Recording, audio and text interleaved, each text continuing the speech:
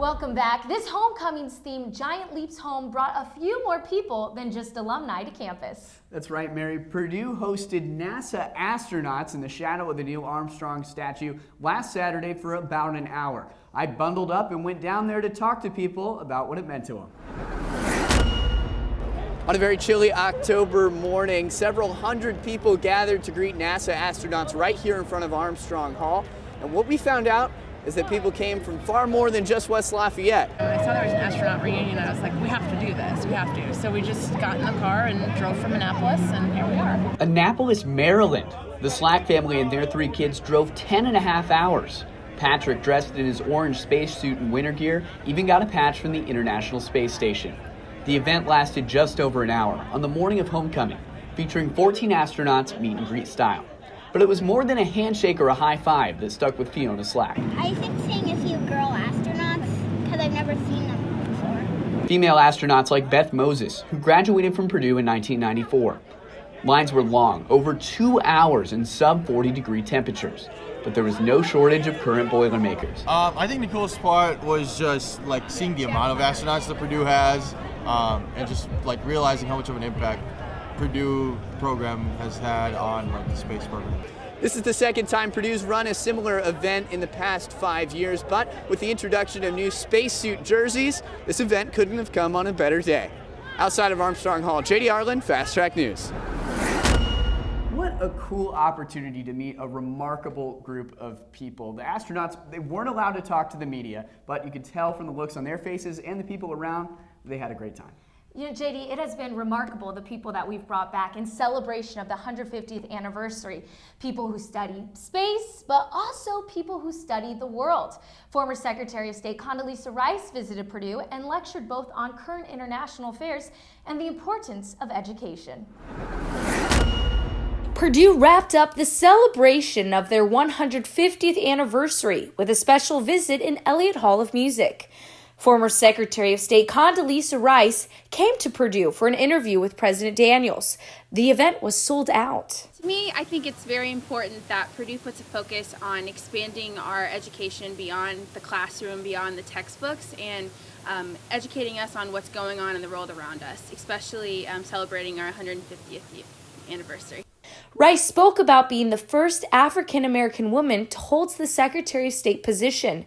During her interview, she talked about her path to success, as well as current international affairs. My biggest takeaway from tonight's talk was when she was talking about her experiences as a young girl living in segregated Birmingham, Alabama, and she watched Black people wait in line to vote, and she said, asked her parents, why are they waiting in line to vote if it doesn't matter? And she was told, because one day it will.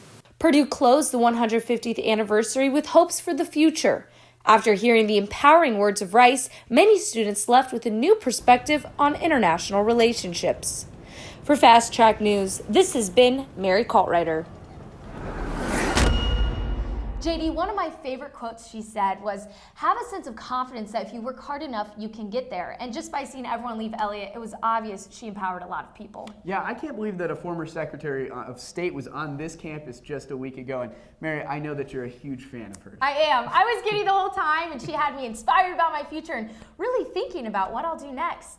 I know a lot of students on campus this semester are thinking about the future, whether that be schedules or housing. Our very own Carly Miller went to the fair and heard from students and event workers about housing options for the coming school year. It might seem like this semester just got started, but students are already starting to plan for next school year, aside from just classes, which is why the Purdue Exponent held its housing and food fair on Memorial Mall Wednesday afternoon. Then students come to find apartments, and there's a lot of swag. Students like swag. Abernathy says the fair is held twice a year, once in the fall and once in the spring, rain or shine. Especially when the weather's good, but even when it's not, 4,000 or 5,000 people who come through it every semester. The fair includes all types of vendors, games, and snacks. Abernathy says the fair is designed to help the Exponent's partners. They're happy when we get so many people who come through and sign up, and they connect with them.